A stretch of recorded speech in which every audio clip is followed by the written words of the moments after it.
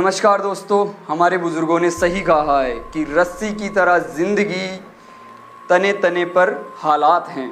रस्सी की तरह ज़िंदगी तने तने पर हालात हैं। एक सिरे पर ख्वाब हैं और एक सिरे पर औकात हैं।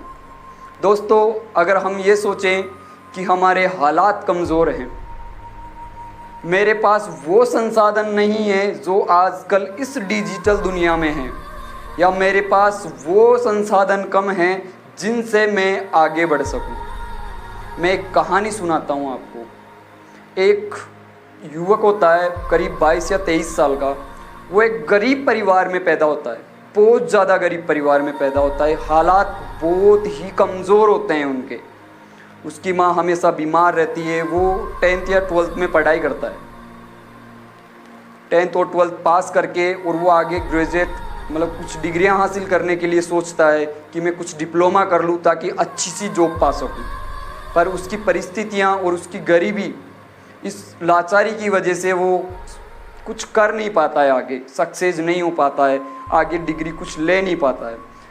और उसकी माँ हमेशा बीमार सी रहती थी। परिवार की स्थिति कमज़ोर थी। एक बहन थी, उसकी शादी करनी थी। उसके पैसे एडजस्ट करना उसके लिए बहुत मुश्किल हो रहा था। उसके पापा एक फैक्ट्री में काम किया करते थे। उसने अपने परिवार की हालत समझी और सोचा कि शायद मुझे भी जॉब करनी चाहिए ताकि जो मेरे परिवार की परिस्थिति है या मेरे जो हालात हैं उनमें मैं कुछ सुधार ला सकूं। क्योंकि वो जब रात दिन अपनी माँ को बीमार देखता था और ये सोचता था कि यार आज मेरी वजह से अगर मैं थोड़ा काम कर लूँ तो शायद थोड़े बहुत रुपए मेरे परिवार को या मेरे परिवार को चलाने के लिए कुछ मदद में कर सकूं। ये सोचकर वो एक शहर में आ जाता है। कोई भी शहर जहाँ उसके पास करीब रहता है उसमें वो चला जाता है। किसके लिए? जॉब के लिए। एक कंपनी में हालांकि उसे इंटरव्यू के लिए बुलाया जाता है। वो देखता है वहाँ काफ़ी भीड़ होती है क्योंकि आजकल की दुनिया कंपटीशन पर है। उसने देखा कि यार यहाँ तो मेरा मुश्किल है कुछ मिल पाना या मुझे जॉब मिल जाएगी, ये उसने सोचा कि नहीं हो पाएगा शायद। उसने वहाँ इंटरव्यू दिया। तो इंटरव्यू करते टाइम उस जो व्यक्ति था उसने बोला कि सर आप मुझे आपके व्हाट्सएप नंबर दो ताकि जो इन्फॉर्मेशन है कि आपको रखना है या नहीं रखना ये मैं आपको व्हाट्सएप कर दूँगा, कंपनी की डिटेल और आपके बारे में। तो उस बंदे ने कहा कि सर मेरे पास व्हाट्सएप यानी एंड्रॉयड मोबाइल नहीं है, मैं एंड्रॉयड मोबाइल यूज़ नहीं करता। तो उन्होंने कहा कि आजकल की डिजिटल दुनिया है और आज के इस युग में आप इतने पीछे हो कि आपके पास व्हाट्सएप नहीं है और आप इतनी बड़ी कंपनी में जॉब करने के लिए आए हो। उसे वहाँ से बाहर निकाल दिया जाता है। वो शाम को सोचता है कि हालात बहुत बुरे हैं, वापस भी जाऊँ तो कैसे जाऊँ। परिवार, मम्मी पापा यानी माँ बाप ने ये सोचकर मुझे यहाँ भेजा है कि कुछ पैसे कमा के लाएगा। वो सोचता है मैं गाँव तो खाली हाथ नहीं लौटूंगा। उसके पास 200 रुपये जेब में रहते हैं। वो सुबह उठता है और बाज़ार मार्केट निकल जाता है। तो वो देखता है कि एक सड़क पर बूढ़ी अम्मा सेव हैं, एप्पल बेचती है, सेव।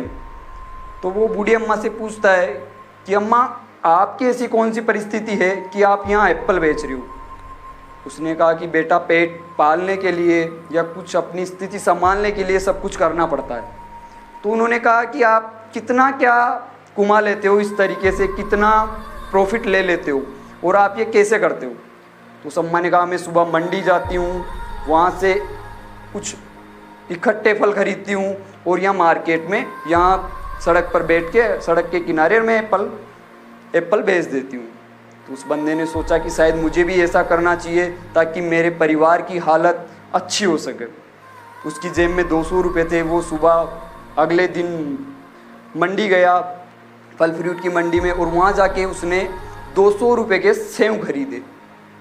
उसने 200 रुपये के सेव लेके और वो भी उसी तरीके से सड़क के किनारे एक किनारे पर अपने फलों को रख के और बैठ गया। और उसने उस दिन 70 रुपये का प्रॉफिट कमाया। फिर वो अगले दिन इसी प्रक्रिया पे लगा। उसने 170 के 270 रुपये के फिर फल खरीदे। उसने फिर उसे प्रॉफिट में बेचा। उसने धीरे धीरे अपना प्रॉफिट ऊपर तक लेना स्टार्ट कर दिया।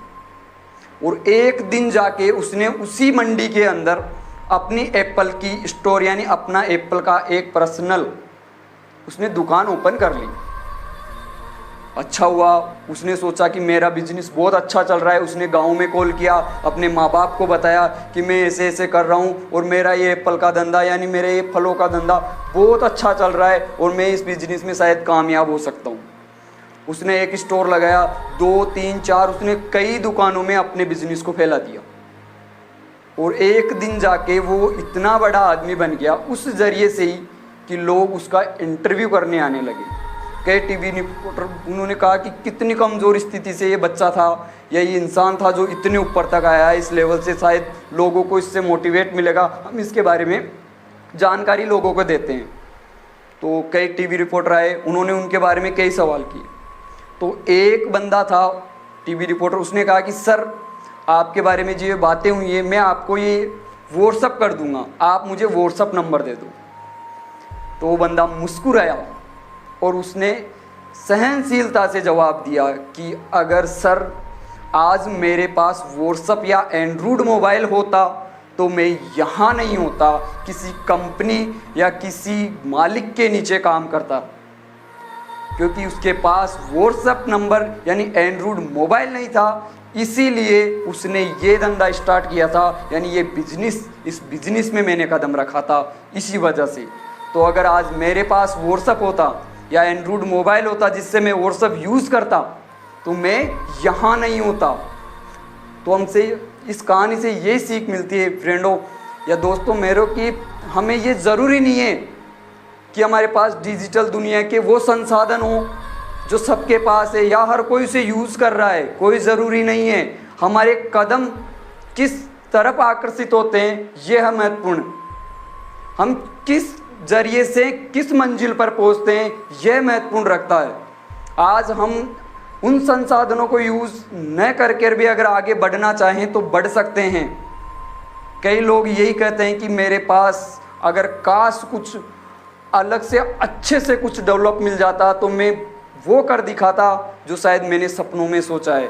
ये गलत है। संसाधन बिजली कितने ही सीमित हो, हमारी एक छोटी सी जगह पर भी हम अपने बिजनेस को बहुत बड़ा कर सकते हैं या हम हमारी कामयाबी को उन सीमित संसाधनों के अंतर्गत लेकर भी उस मुकाम पर पहुंच सकते हैं जहां तक हमने सोचा है, जहां हम कामयाब होना चाहते हैं। तो ये मायने नहीं रखता कि आपके पास संसाधन है या नहीं, आपके पास डिजिटल दुनिया के वो संसाधन कितने कम हैं ये मायने नहीं रखेगा।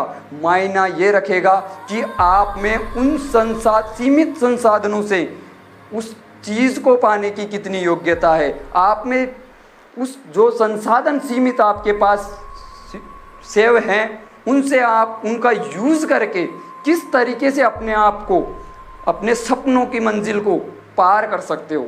और ये राइट बात है। अब अपने बुज़ुर्गों से भी सुनते हैं, हमारे माँ बाप से भी सुनते हैं। कई लोग यही कहते हैं कि हमारे ज़माने में कुछ नहीं था, हम बहुत साइकिल से कुछ किया करते थे।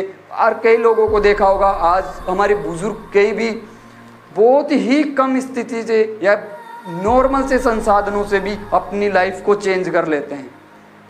तो दोस्तों हमें इस कहानी से ये तो सीख मिलती है कि संसाधन मायने नहीं रखता या ये डिजिटल दुनिया के जो फीचर हैं या जो ये उपयोगी चीज़ें हैं, हालांकि बहुत कुछ इनसे मिलता है हमें, पर हमारी परिस्थितियां कमज़ोर है तो ये ज़रूरी नहीं है कि हम इसे यूज़ ही करें। दोस्तों आज जिस ज़रिए हम अपने आप को किसी के सामने प्रूव करते हैं वो सबसे महत्वपूर्ण बात होती है। संसाधन कोई मायने नहीं रखता इसमें। तो थैंक यू फ्रेंडो। अगर आपको मेरी वीडियो अच्छी लगी हो तो प्लीज़ इसे शेयर करना, लाइक करना और कमेंट करना। Thank you friendo.